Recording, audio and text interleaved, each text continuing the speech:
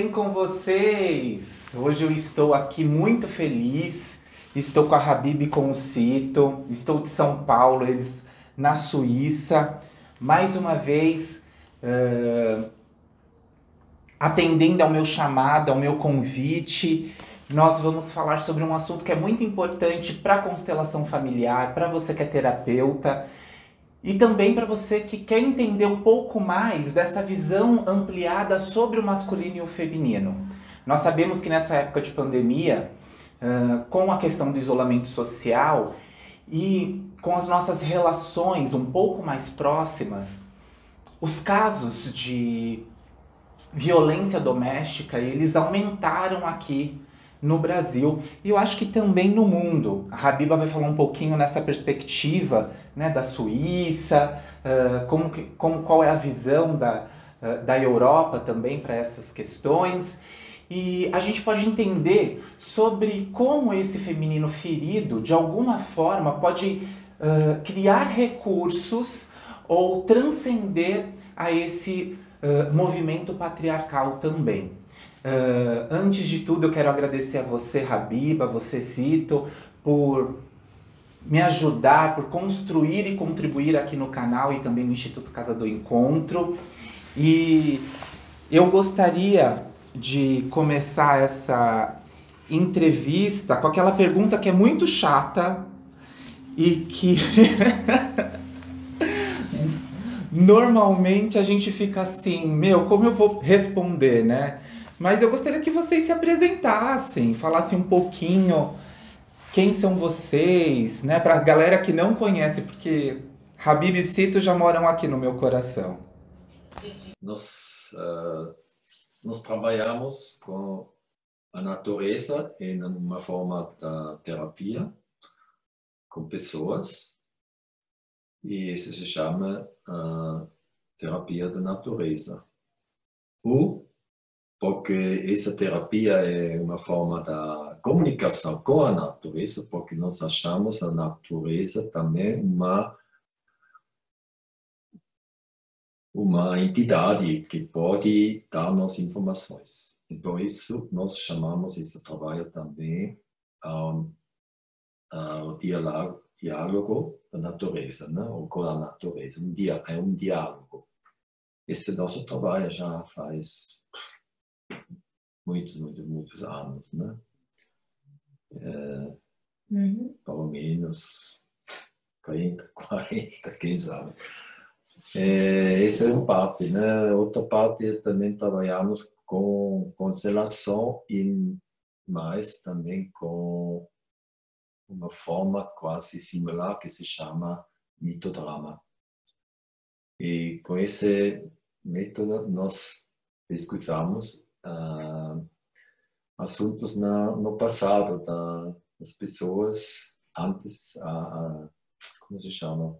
Não biográfico, mas da linha dos ancestrais. Então, nós cultivamos esses dois contatos com a natureza e os ancestrais como recurso de cura. Assim. Sim, ao lado desse trabalho da psicoterapia, ao lado desses trabalhos com formações, nós também cuidamos de um terreiro, né? Seguimos esse caminho das orixás e da iniciação dentro desses caminhos. Então, nós temos aqui uma casa, um instituto profissional que cuida esses assuntos de natureza, de nossa relação, né, de seres humanos com o mundo, né, da natureza e o mundo com as forças invisíveis e como nós podemos nos conectar numa forma viva e saudável com todos esses recursos, entre aspas, com todos esses elementos que a vida dá. É isso. Sim, eu conheço um pouco do trabalho da Habiba e do Cito, tanto o trabalho de constelação, o trabalho do mitodrama, também o trabalho do terreiro, que é exímio, como eles levam a construção dessa comunidade de uma maneira tão respeitosa e amorosa, né? E o Cito tocou em algo que é muito importante, que é sobre as consciências, né? A gente tem uma consciência biográfica, nós temos uma consciência sistêmica, nós temos uma consciência psicocultural, nós temos uma consciência mitológica e nós temos uma consciência arcaica. E a metodologia, né, da Habiba e do pensamento do Cito é sempre tocar nessa consciência mais ampla, maior, arcaica, que ainda nos movimenta biologicamente falando, culturalmente falando, e que traz traços muito próximos, né? Que mostra aquilo que é essencial dentro de nós, que é esse amor que nos une e faz ser melhor, né? E tocando um pouco nessa questão de amor, hoje a gente vai falar desse tema que é o feminino ferido. E, Habiba, nós sabemos que aqui no Brasil, com Cito também, né? Nós sabemos que aqui no Brasil, com essa pandemia, com o recolhimento, as famílias estando mais próximas, o índice, o aumento de mulheres e crianças agredidas aumentaram significativamente, né? Nós temos crianças, mulheres que chegam a, a morrer, né? Chegam numa violência que a gente até percebe agora, dá um olhar por essa questão da pandemia, mas ela já existe há algum tempo entre nós, né? Essa questão desse homem e dessa mulher. E eu gostaria de fazer uma pergunta para vocês dois. Por que tanta desigualdade entre os homens e as mulheres?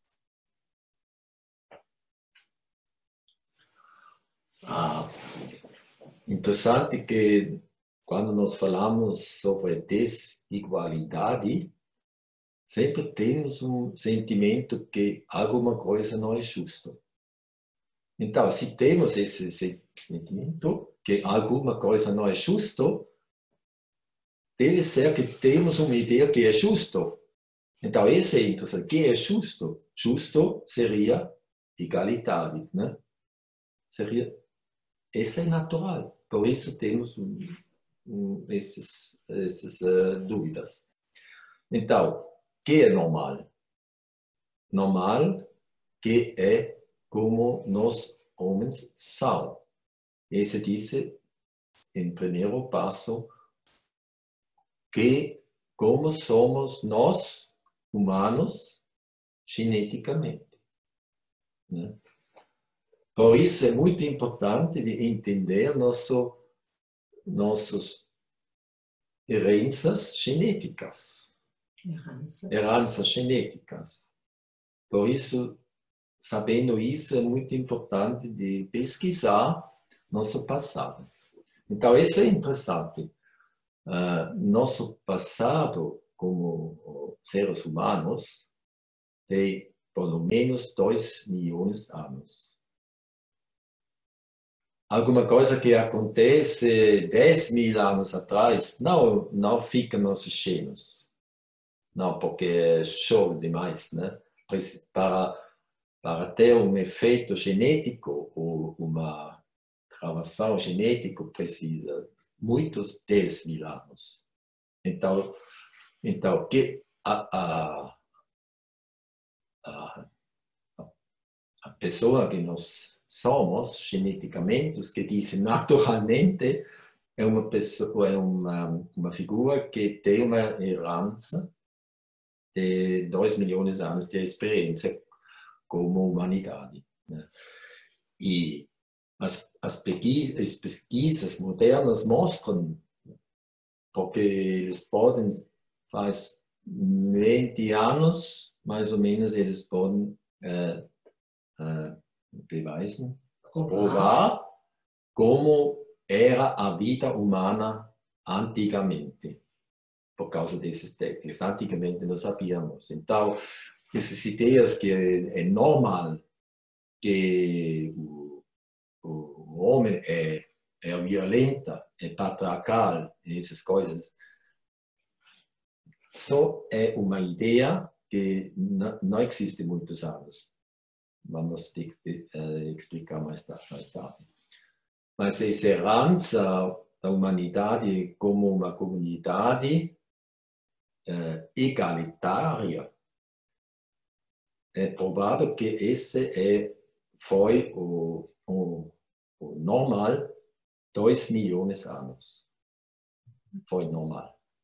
A humanidade vivia, como se diz?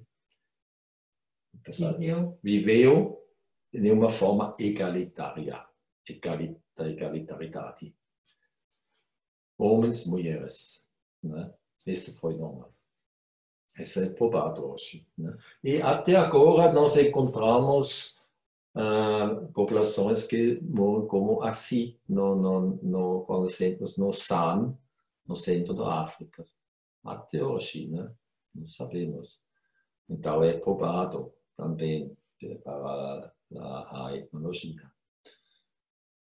Mas a pergunta foi como foi que a coisa se mudou? Como chegou, né? Essa mudança?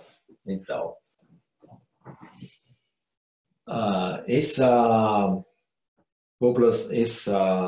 sociedade da egalitariedade só foi possível quando tem bastante de tudo. Quando tem bastante de comida e de segurança e tudo. E isso foi normal com a humanidade, porque eles sabiam lidar ali em cooperação juntos e com a natureza, conectado, tive bastante de tudo, plenitude, foi normal, foi um estado normal. Né? Até a população crescer demais na humanidade, né? Até o ponto que eles não podem se alimentar dos bichos da mata e das plantas da selvagem, né? Eles, ou dos peixes, das águas, eles precisam inventar a agricultura. E com essa inventação da agricultura que foi necessário também de criar, de entrar numa organização hierárquica. E assim surgir essas solidariedades de classes. E assim, claro, que foram os homens que tomam o poder. E nas primeiras sociedades que crescem da agricultura foram comunidades com escravos. Foi normal do começo a escravidade, foi normal no começo. Né? Da agricultura. Sim. Por isso também foi necessário de inventar a força militar ou policial, né? Antigamente para organizar essa coisa. Né? Esse foi o começo da violência contra outros seres humanos. Né? Esse foi o começo das guerras e da violência e essas coisas, por causa da falta da plenitude. E tem também um lado interessante para pensar, né, que quando nós como seres humanos, começamos a trabalhar a terra e tirar da terra os frutos e submeter a terra, ao mesmo tempo se desenvolveu uma consciência que nos distanciou dessa terra. Então, essa terra ficou lá, ficou uma coisa para se trabalhar, para se explorar. E aí ficou uma distância e uma submissão. E aí os seres humanos eles se pensaram como aquela coisa mais a coroa da criação, e a terra ficou para baixo, uma coisa para ser explorado. E, ao mesmo tempo, estou focando isso, ao mesmo tempo, com essa consciência, as mulheres que também são vistas como esse corpo, a mãe terra, né? A mãe terra foi também suprimido. E assim, em todo esse processo, a terra, as mulheres, o corpo, foi tudo para baixo, e a consciência, a mente, a luz, a racionalidade, no final, foi aquela coisa que tomou o espaço da hierarquia. E aí nós temos o masculino, né? O princípio do espírito, vamos dizer assim, né? E a mulher como princípio do corpo. Aí tivemos mais uma vez essa desigualdade, né? E hoje em dia, infelizmente, também aqui na Europa, tem muita violência contra mulheres. Tem ainda muita desigualdade na economia, no trabalho, na política, em todas as áreas. E nós temos também aqui, nessa época de pandemia, da isolação, tudo, realmente também muitos problemas na casa, na violência contra mulheres e crianças. Também contra homens, mas são tramas, tragédias dentro das casas, infelizmente, né? Sim, sim. Vocês falaram de temas que são muito importantes e que eu acho que quando você começa a entender que existe uma história maior sobre tudo isso, que é a história da humanidade, a história da Terra, isso vai encaixando dentro de nós. E é claro que a gente sabe que os homens também sofrem uma certa violência, mas a gente sabe que essa visibilidade para as mulheres e também para as crianças é um pouco maior, né? O Cito trouxe alguns temas que são importantes, que nós somos o extrato da evolução humana, né? Que nós carregamos características no nosso DNA. Ele trouxe também sobre a agricultura e como foi sendo desenvolvida a desigualdade, que eu acho esse tema incrível, né? Como a partir da hierarquização a gente começa a ter novas faixas sociais. Habiba está trazendo um pouco a experiência dessa mulher. Porém, eu lembro de um tema que eu quero levantar aqui sobre como as mulheres foram domesticadas. E eu acho que isso, né, o Cito que sempre toca com isso de uma maneira tão profunda, você poderia trazer, né? Porque essa é uma marca significativa que pode também nos ajudar. Por que a mulher é tratada como esse corpo, ou como isso foi desenvolvido?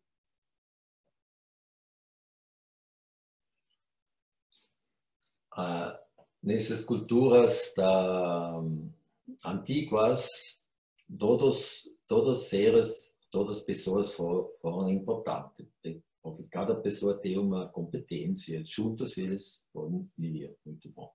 Mas com a invenção da agricultura, mudou essa situação e as sociedades hierárquicas necessitavam muitos trabalhadores, muitos, porque no começo não tive máquinas, nada, né?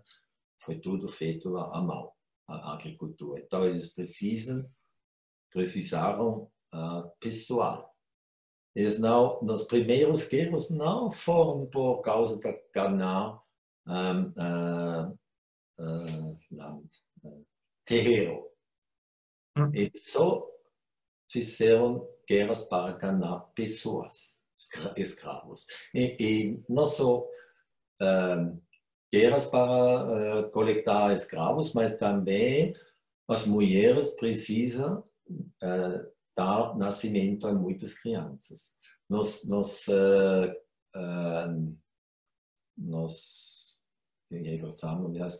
caçadores e coletores, as mulheres lá nesses tempos, esses 2 milhões de anos, esses tempos, só Geburt, wie heißt das? Tiveram bebês cada 4 anos, só. Mas com a invenção da agricultura foi necessário que as mulheres nascimentos muito mais que ocidental disse cada ano, né? Então, essa já foi uma domesticação da mulher. Ela é uma que produz homens, né? Uma máquina que cria pessoal para trabalhar, né? Essa já foi a primeira domesticação, né? Uma degradação, só uma mulher é só para isso e nada mais. Trabalhar e dar vida à criança e nada mais, né? Essa já é... Muito interessante e super profundo, porque as mulheres, a partir do momento que tem essa informação e percebe que isso já é uma marca histórica da nossa evolução, elas podem, de alguma maneira, refletir e pensar se querem ou não ter filhos, né? Qual é a relação que ela tem com o seu corpo e a liberdade das escolhas que, normalmente, dentro dessa desigualdade, a mulher deixa de fazer, né? Sim, isso se chama a female choice. A mulher pode escolher, né?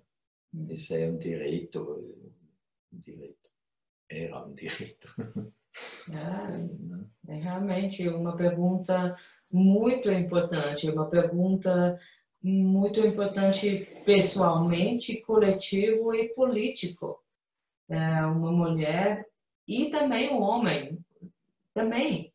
Mas a mulher tem que ter a escolha como se viver, se criar realmente uma família, ter filhos ou não. E hoje em dia é ainda assim, né? Muitas mulheres eu conheço que se sentem, como se chama? Que se sentem fraco, que se sentem como eles não estão completos, sabe? Quando eles não têm filhos, mas e outros que eles gostariam realmente viver e se entregar de uma outra forma, como mulher, como mãe, e não precisa ser a mãe, como se chama, de sangue, né?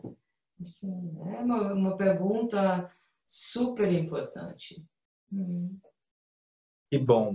E aí vem mais uma. Como a mitologia pode nos ajudar com essa questão do feminino?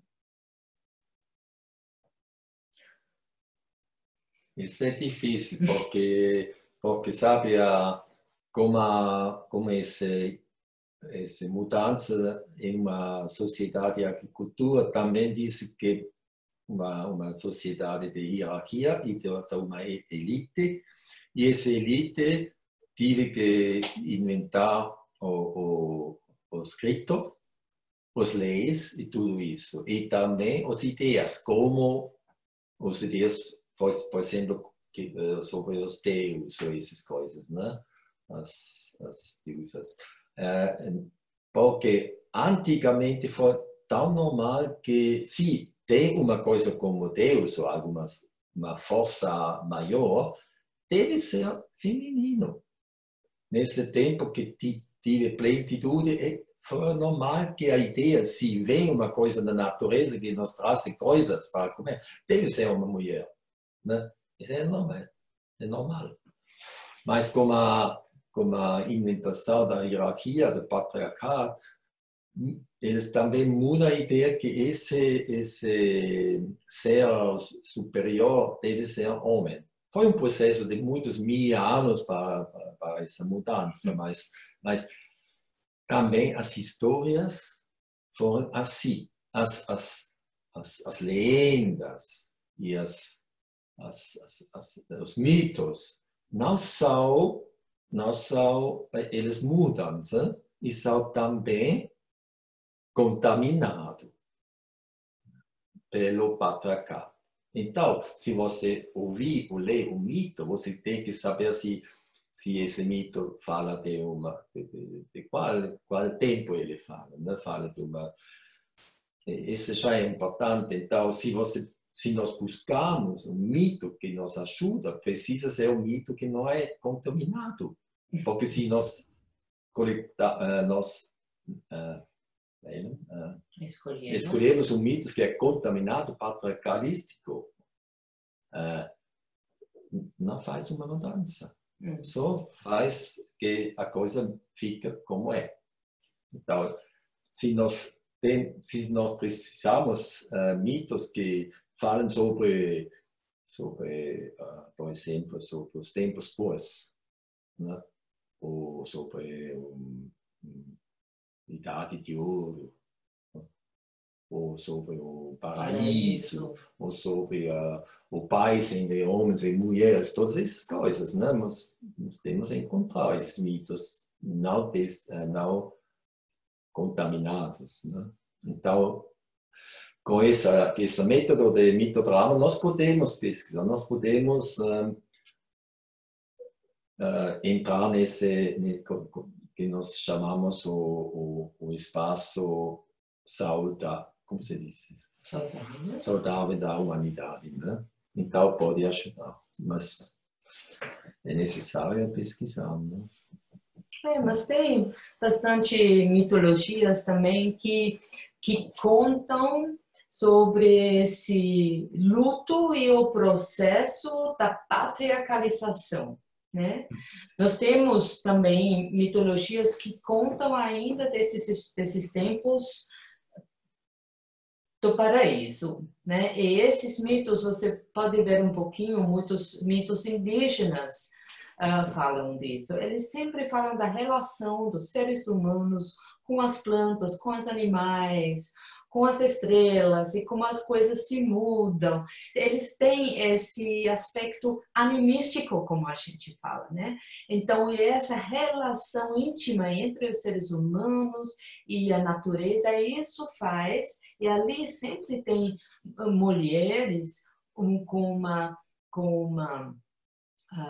capacidade, uma competência muito grande, também homens, mas tem também essa árvore, ou tem essa onça, né? E tudo junto eles fazem uma história.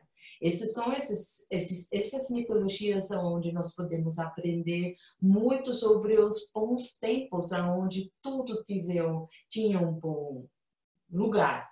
E temos uma outra época de mitologia que fala dessa destruição do equilíbrio.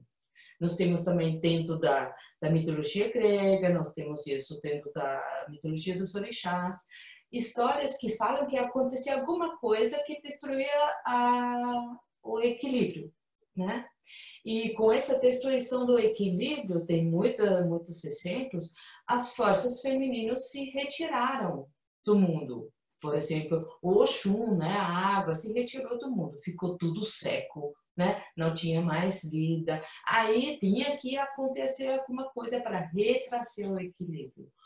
Também a Iemanjá, que ficou muito... como se chama? Muito... com raiva. Ela ficou com raiva porque aconteceu aí ela jogou uma onda imensa, né, sobre a Terra.